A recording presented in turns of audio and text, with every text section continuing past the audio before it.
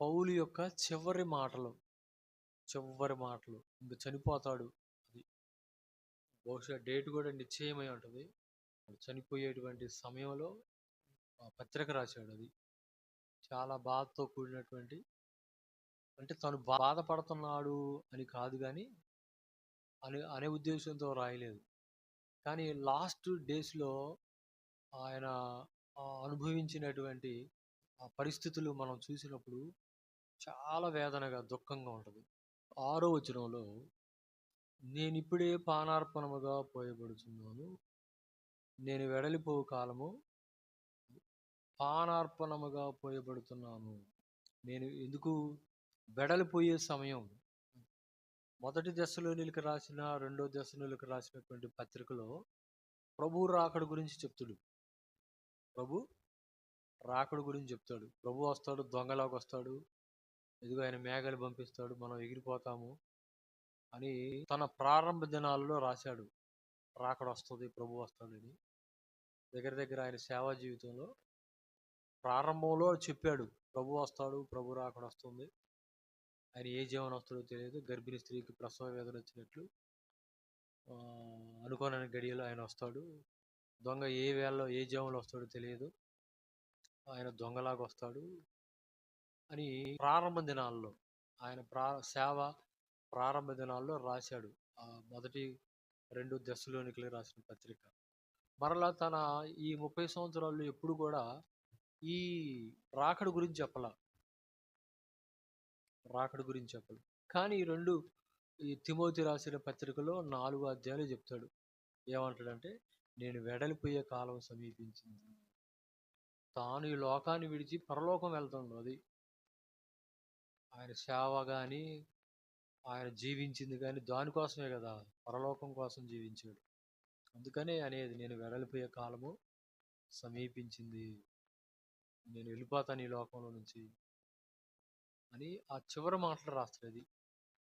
నేను ఇప్పుడే పానార్పణముగా పోయబడుతున్నాను, సంపూర్ణంగా మిగిల్చుకోకుండా, ఏం మిగల్చకుండా మొత్తం కుమ్మరించబడినట్లుగా ఆయన జీవితం కుమ్మరించబడింది. కాబట్టి ఆ మాట అంటాడు ఆయన, నేను పానార్పణముగా పోయబడుతున్నాను. ఆదికాండం 35వ అధ్యాయంలో ఈ మొట్టమొదటి మాట మనం చూస్తాం. రాసినట్టు యాకోబు తన ఇంటి దగ్గర నుంచి పారిపోతున్నప్పుడు ఆ రాత్రి చీకటి పడగానే ఒక అరణ్యంలో పడుకొని ఒక రాయిని తలగడగా చేసుకొని పడుకొని నిద్రపోతాడు. కలలో దేవుడు ప్రత్యక్షమై, నేను నీ తండ్రి అబ్రహాం దేవుణ్ణి, ఇస్సాకు దేవుణ్ణి అని యాకోబుతో మాట్లాడతాడు. మరలా నేను ఎక్కడికైతే నువ్వు వెళ్తున్నావో మరలా నిన్ను తిరిగి నేను తీసుకొచ్చి వాగ్దానం చేసినటువంటి దేశాన్ని నేను నీకు ఇస్తాను అని దేవుడు కలలో యాకోబుతో మాట్లాడినప్పుడు నిద్రపోయి మేలుకున్న తర్వాత భయపడి, ఈ పడుకున్నటువంటి స్థలము ఇది భయంకరమైంది, ఇది దేవుని మందిరమే కానీ మరొకటి కాదు, ఇది పరలోకపు గవిని, ఇది పరలోకపు అని ఆ రాయిని నిలబెట్టి ఆ రాయి మీద నూనె పోస్తాడు. అక్కడే ఈ పానార్పణంగా పోయబడటం అనేది. తర్వాత చట్టంలో, అంటే ఆజ్ఞలలో కూడా బలులిచ్చే కాడ ఈ మాటని దేవుడు ఉపయోగిస్తాడు. సరే, ఇంతకీ పౌలు సంపూర్ణంగా పోయబడటం, ఇంకా ఆయన జీవితాన్ని మనం గమనిస్తే సంపూర్ణంగా దేవునికి అంకితమైనటువంటి వ్యక్తి. తనకు ఏదో పాడతా అంటే పాటలు పాడటం అనేది కామన్ అయిపోయింది, ఏం లేదు. నాకంటూ ఈ లోకాన ఏది లేదయ్యా, ఒకవేళ ఉందంటే మళ్ళీ ఇదేంది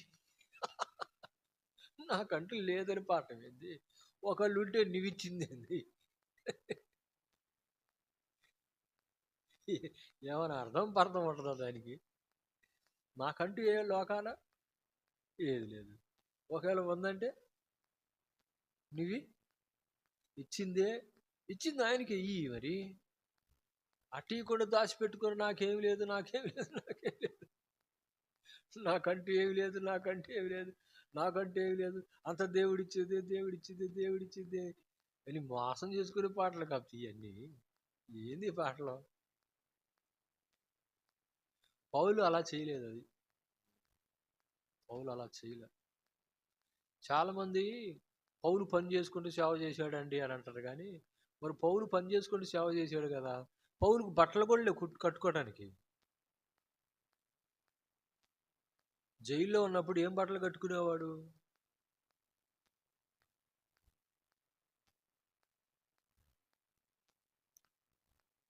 సంపూర్ణంగా సేవకి సమర్పించుకునేటువంటి మనసు లేకుండా చెప్పుకునేటువంటి అదొక డైలాగ్, అంతే, ఏం లేదు. పౌలు ఏం చేశాడంట? పౌలు ఎల్లకాలం పని చేయలే, ఎప్పుడు పని చేయలే. తన సేవలో తాను వెళ్ళినటువంటి ప్రాంతం, కొత్త ప్రాంతాల్లో ఒకరి మీద ఆధారపడకుండా తాను అక్కడ తను తనతో పాటు ఉన్న వారి నిమిత్తం పనిచేసి వాళ్ళ జీవనం కోసం బ్రతకటానికి, తినటానికి మాత్రమే పనిచేశారు, అంతే తప్ప సంపాదించుకోవడానికి పని చేయలేదు. ఇప్పుడు సంపాదించుకోవడానికి పని చేస్తా, పౌలు పని చేసిండు కాబట్టి మేము కూడా పని చేస్తామని చాలామంది అదొక రకంగా ఏదేదో గొప్పదన్నట్టుగా చేస్తూ ఉంటారు. పౌలు బ్రతకటానికి మాత్రమే. పౌలు చాలామంది పని చేసుకోవడానికి బ్రతికే వాళ్ళు ఉన్నారు. దేనికి దేనికి బ్రతికే వాళ్ళు? పని చేసుకోవడానికే, సంపాదించుకోవడానికే బ్రతికే వాళ్ళు ఉన్నారు. కొంతమంది బ్రతకటానికి పని చేసేవాళ్ళు ఉంటారు. దేనికి? అది పౌలు అలా చేశాడు. రెండో కోవ చెందినవాడు పౌలు. అంతేగాని సంపాదించుకోవడానికి బ్రతకలేదు పౌలు, పని చేయలేదు. సంపాదించుకోవడానికి పని చేయలేదు పౌలు, బ్రతకటానికి, అంతే. బ్రతకటానికి మాత్రమే పౌలు పని చేశాడు. మేడలు కానీ, మిద్దెలు కానీ, మరొకటి సంపాదించుకోవడానికి పని చేయలేదు. అది చాలామంది తెలుసుకోవాలి. అది హల్లెలూయా. సరే, సంపూర్ణంగా ఆయన సంపూర్ణంగా పానార్పణంగా పోయబడింది. 9వ వచనం నుంచి చూడండి. హల్లెలూయా. చూడండి, చివరికి తన దగ్గర ఒక ఈ లోకం మాత్రమే నా యొద్ద ఉన్నాడు అంటాడు. ఇతను అక్కడే ఉన్నాడు ఆయన దగ్గర. అంటే అంత గొప్ప సేవకుడు, తనతో పాటు చివరికి ఇతను ఒక్కడే మిగిలింది, లోక మాత్రమే ఉన్నాడు. మిగతా వాళ్ళందరూ తన దగ్గర లేరు. అది ఉన్నారు కానీ ఒంటరిగానే జీవించు. ఎవరిని విడిచిపెట్టావు చెప్పు దేవుని కోసం? నువ్వు ఎవరి కోసం ఒంటరి అయ్యావు చెప్పు దేవుని కోసం? నేను నా దేవుని కోసం ఒంటరి అయ్యాను నువ్వు చెప్పు. యోహాను సువార్తలో ప్రభు అన్నాడు, 8వ అధ్యాయం 29వ వచనం, నన్ను పంపిన వాడు నాకు తోడై ఉన్నాడు.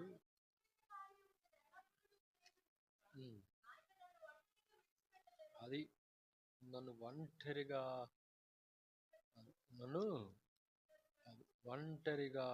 నాకు దేవుడు ఉన్నాడు, నేను ఒంటరిని కాదు అని చెప్తాడు ఆయన. అది అందుకని యేసు ప్రభు వారు సిలువ వేయబడినప్పుడు ఆ గెత్సెమనే తోటలో అందరు విడిచి పారిపోయారు అని అంటది మార్కు 14:50 అనుకుంటా. హల్లెలూయా. యేసు ప్రభు వారికి సహోదరులు ఉన్నారు.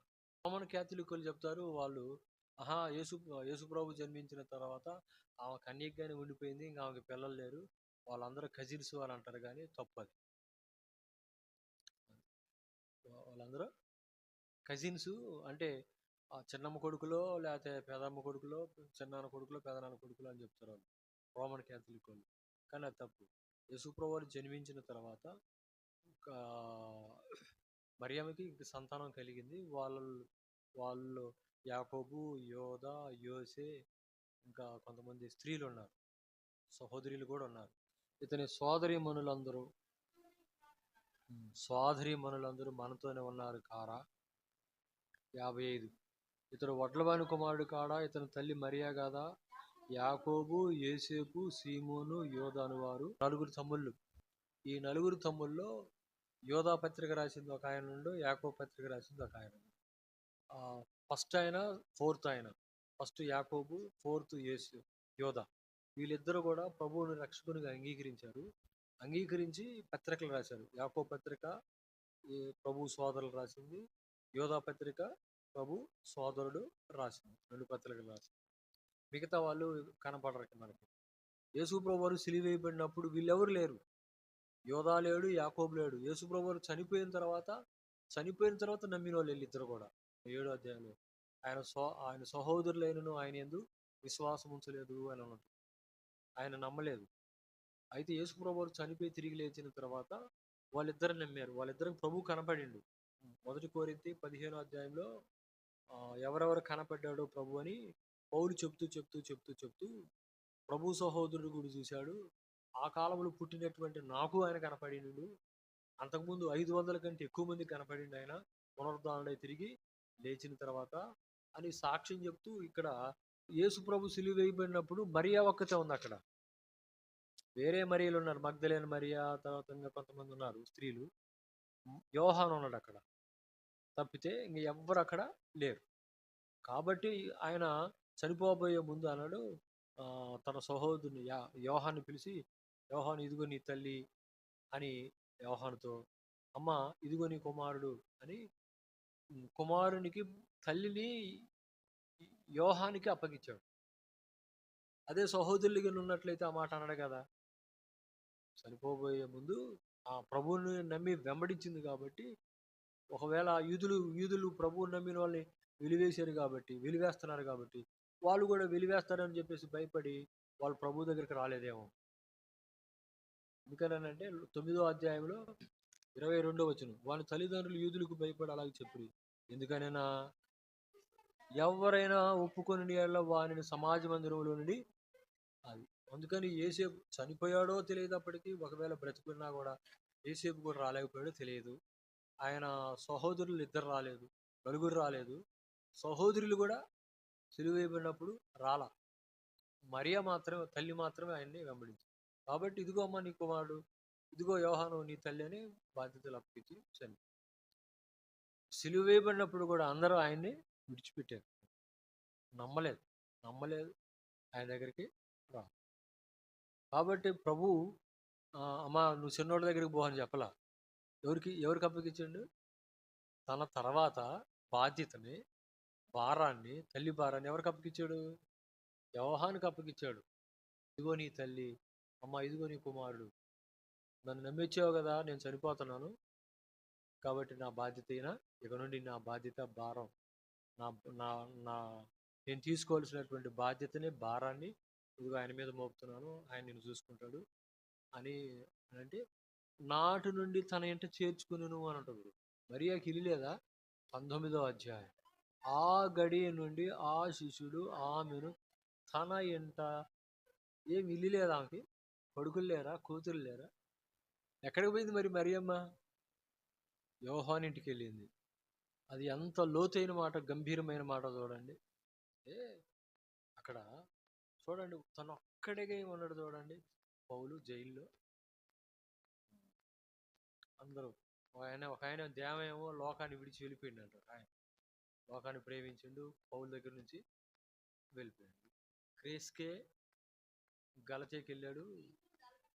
వీళ్ళిద్దరు కూడా ప్రభుతో ఉండేవాళ్ళే, కానీ పని నిమిత్తం వాళ్ళు వెళ్ళిపోయి ఉంటారు. లోక వైద్యుడు కాబట్టి, డాక్టర్ కాబట్టి కనిపెట్టుకొని ఉన్నాడు. భక్సింగ్ గారు ఆయన కాయలపడి బాగులేని పరిస్థితుల్లో, మంచం మీద నుంచి లేవలేని పరిస్థితుల్లో ఆయన విశ్వాసులు షిఫ్ట్లు వేసుకొని 8 గంటలు 4 గంటలు షిఫ్ట్లు వేసుకొని కనిపెట్టుకొని చూసేవాళ్ళు అంతే. ఇంకా 24 అవర్స్. కానీ ఎన్ని రోజులు చూశారు తెలుసా అట్లా? వాళ్ళు 20 సంవత్సరాలు చూశారట. ఆయనకి ఫ్లూయిడ్ ఎక్కించడం, ఫ్లూయిడ్ తినడం, అయినాక అంత పైప్ ద్వారా, మెడిసిన్ పైప్ ద్వారా ఇస్తారు, ఫ్లూయిడ్స్ కూడా పైప్ ద్వారా ఇస్తారు. మళ్ళీ ఆయన శుభ్రం చేయాలి, మళ్ళీ స్నానం చేయించడం కానీ, బట్టలు మార్చడం కానీ బ్రదర్స్ ఉంటారు, వాళ్ళు చూసుకున్నారు. అలా డ్యూటీస్ చేసుకొని ఎన్ని సంవత్సరాలు? 20 సంవత్సరాలు. ఎందుకంటే ఆయన లేకపోతే వాళ్ళు లేరుగా. సంఘం లేకపోతే నువ్వు ఎక్కడ ఉండేవాళ్ళు? ఇప్పుడంటే ఏదో మనం కొంచెం స్థితి మారింది కాబట్టి ఓకే అనుకుందాం. గత 15 సంవత్సరాల క్రితం నీ పరిస్థితి ఎలాగుండేది? నీకు సంఘం సేదోడుగా ఉండకపోతే, దేవుడు నిన్ను రక్షించకపోతే ఎట్లా ఉండేది పరిస్థితి? వాళ్ళు సేవకుని వాళ్ళు ఎంత కృతజ్ఞత ఉంది తెలుసా? అదొక భారంగా కానీ ఏదో ఏదో చేయాలన్నట్టుగా కానీ కాదు. వాళ్ళు ఎంత రెస్పాన్సిబిలిటీ, ఒక బాధ్యతగా టైం టు టైం మెడిసిన్ వేసేవాళ్ళు, టైం టు టైం వాళ్ళు లిక్విడ్ ఇచ్చేవాళ్ళు, స్నానం చేయించేవాళ్ళు, బట్టలు వేసేవాళ్ళు, మళ్ళీ ఆరాధనకి తీసుకొచ్చేవాళ్ళు. ప్రార్థనకి వీల్ చైర్లో కూర్చోబెట్టుకొని తీసుకొచ్చేవాళ్ళు. తీసుకొచ్చి ప్రార్థన అయిపోయిన తర్వాత, ఆరాధన అయిపోయిన తర్వాత ప్రార్థన చేయించుకోవాలనుకుంటే పక్కన ఉండే వాళ్ళు సేవకులు ఉంటారు కదా, వాళ్ళు చేయి తీసి అలా పెట్టేవాళ్ళు తల మీద. ప్రార్థన చేయించుకోవాలి తల మీద అలా పెట్టేవాళ్ళు. పక్కన ఉండాలి మాత్రం. ఆయన ఆ పరిశుద్ధుడు కాబట్టి ఆయన చేయి పెడితే ఆశీర్వాదం అనుకొని అలా అలాంటి పరిస్థితుల్లో ఉన్నప్పుడు కూడా అలా ప్రార్థన చేయించుకునేవాళ్ళు.